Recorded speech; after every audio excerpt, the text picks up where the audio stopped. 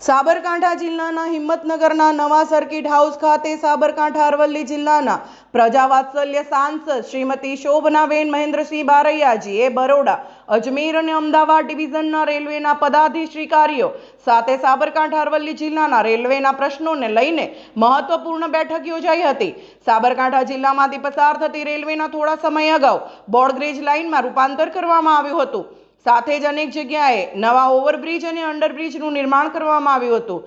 જો કે કેટલીક જગ્યાએ સ્થાનિકો અને ખેડૂતોને અનેક સમસ્યાઓનો સામનો કરવો પડી રહ્યો છે. જો કે હાલ ચોમાસામાં અંડરપાસમાં પાણી ભરાવાથી સમસ્યા સર્જાઈ છે, તે માટે અનેક ગણી રજૂઆતો મળી છે.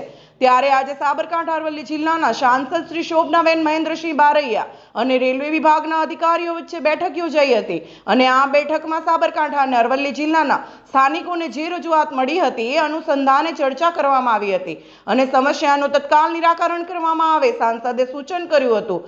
Reporter Dilip Parmar, Talod, Sabarkantha, SD news Gujarati.